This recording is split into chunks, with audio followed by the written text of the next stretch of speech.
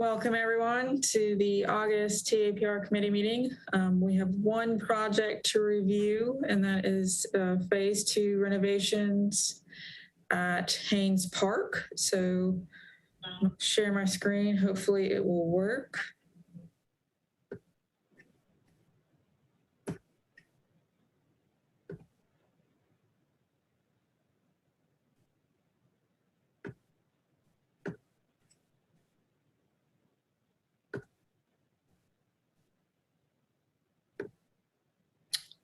All right, hopefully everyone can see that.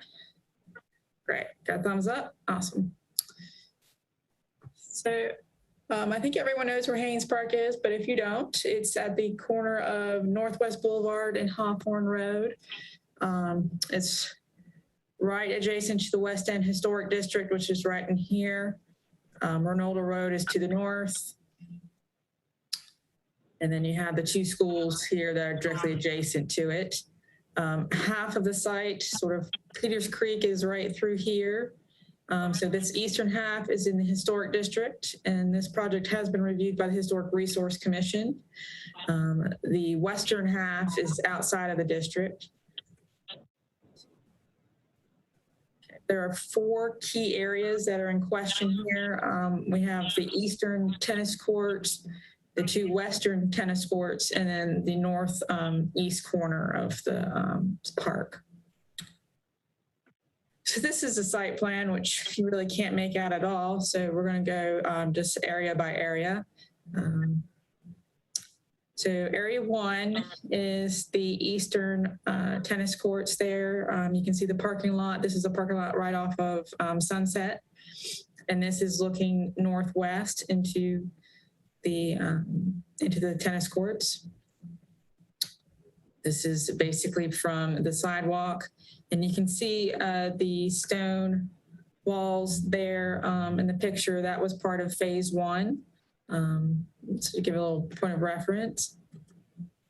And then this is looking the opposite direction. This is looking southwest, so we're up towards the playground area. And then this is on the western side of the tennis courts there, next to the creek. And as part of this area 1, basically they're going to remove the fence but keep it, remove all the existing asphalt, and then the light fixtures, and then install new asphalt, new light fixtures, and then new benches there along the western side of the tennis court, and then put the old existing fencing back up. And that's essentially what's going to happen here in area 1. And you can see what the benches will look like there in the picture. So area 2 is up at the northeast corner of the park, right next to Pilot View. You can see the signage there. And then this is looking down into the park from the sidewalk. And essentially what they'll be doing here is creating an entrance there at that corner, at this corner. Right now there's just a sign and no way to get into the park. So they'll be creating 2 staircases down into here and here. And then they'll be putting in stone walls, because it is the topo drops fairly significantly down into the park. So they're going to be putting stone walls. I don't know, my cursor right here, and then up here, and then I think up in here. And these stone walls will match the stone walls that were put in as part of phase 1.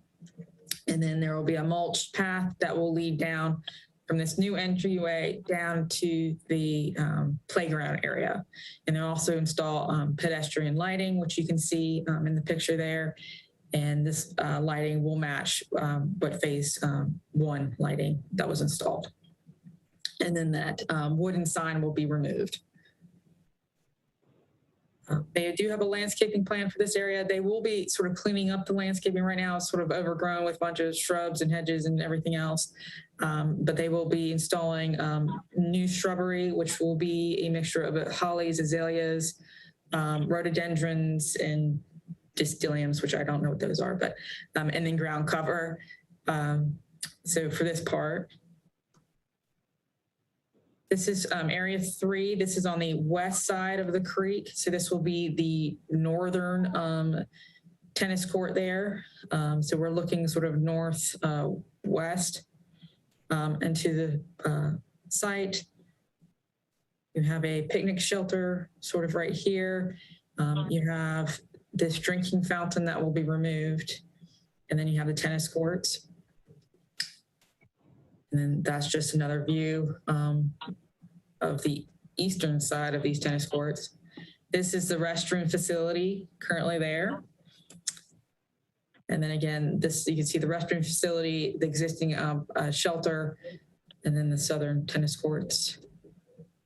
And then we have, this is the western side of those tennis courts. And as part of this, the tennis courts will remain as they are.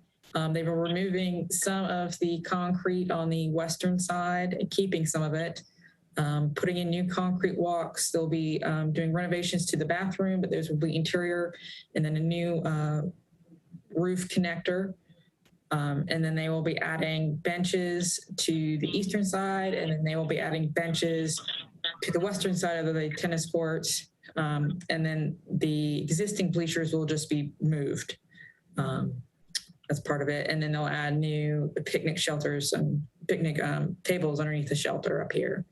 There'll be a new walkway, concrete walkway in this area, and then new concrete walkways here. This shelter will remain. Some of the concrete will be removed in that area. And then they'll be adding landscaping here, and it'll be a mix of trees, which will be crepe myrtles, dogwoods, and redbuds. And then they'll do a mix of shrubs, which will be similar to area 2, which will have Distilleum, boxwood azaleas, and hollies, and then ground cover as well. And then in this area down here, they'll be adding a new water fountain that will be on a stone pillar, essentially to sort of match the stone motif that's throughout the park. And this is area 4. This is the southern tennis courts on the western side of the park. And then this is the pickleball court area that's to the south of those tennis courts. And that's just the walkway around on the western side. And then this is that little walkway on the eastern side of those tennis courts. And with these, the tennis courts will remain as well. And then mainly we'll focus here at the pickleball courts and basically removing the fencing and the existing asphalt and concrete and replacing all that, adding some stone steps right here, the pickleball court, and then a new stone walkway. And they'll also be adding some benches here on the sides. And they will be doing some landscaping as well. And this will be basically a mix of crepe myrtles and dogwoods, as well as hollies and Distilleum, and then some ground cover. And staff did not have any comments or recommendations for the project. Now I'll open up to if anybody has any questions or comments or anything like that. I have a question, a couple of questions. So that area 4, where the pickleball courts are going in, do you know, is that existing cinder block wall that's painted a very ugly green, is that remaining or being taken down or changed in any way? Amy, would you like me to respond? Yeah, if you can. Hey guys, thank you for being here. This is Scott Miller with MLA Design Group. Yeah, that existing wall is scheduled to remain. It's a hitting wall right now. Obviously, it won't be used as that, but it will be used as one of the sides to those 3 pickleball courts. We're proposing to paint it black and not be green anymore. Okay. But other than that, it is scheduled to remain. This whole area is within the flood zone, and we've had to be very, very careful about changing any kind of building footprints or changing any grade in those areas due to trying to maintain an approval from the state on the whole floodwater situation. So we've tried not to manipulate any of the structures as much as possible in these areas. Got it. I think painting that will help. And then in area 2, I think it was, I think the entryway is going to look great. All those stone walls that, were put in phase 1, it looks like that. It's going to look terrific.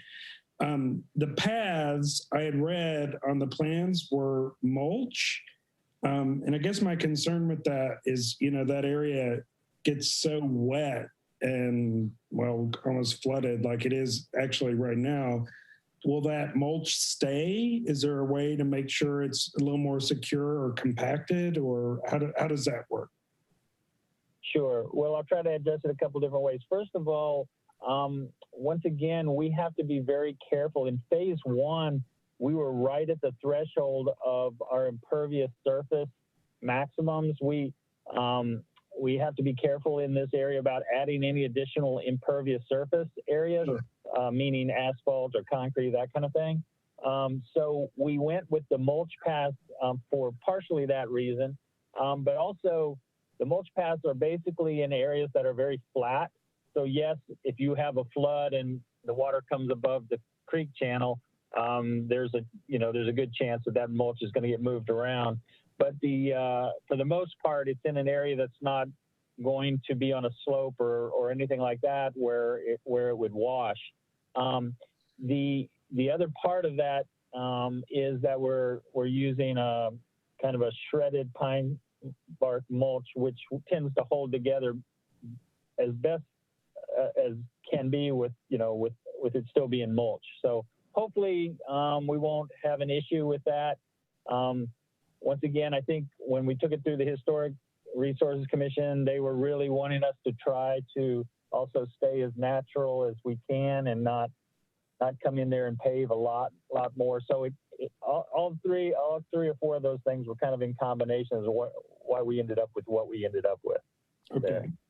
Great. Thanks, Scott. And yes, the walls, the intent is that those walls will be and look just like the walls in phase 1. We've actually dictated the winding river round stone for that as well. So should mimic, and light fixtures too should mimic phase 1. And that's really what we were trying to do throughout this whole project. And as we continue on with future phases in the park, is to get some consistency throughout the park.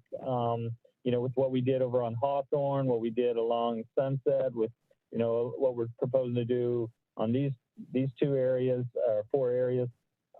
is to bring some consistency throughout the park with the materials that we use: benches and water fountains and walls and light fixtures and all of that. Plant material to a certain extent. Terrific. Thank you. All right. Is there any other questions or comments? I'm not seeing any. So if that's it from everyone, then thank you, everyone, for coming. This is a nice short meeting. And the CAC meeting is again next Wednesday at 4 o'clock. And we will pass these comments along to the CAC. If there's any other questions, comments? No? If not, thank you, everyone, and have a great day. Thank you, guys.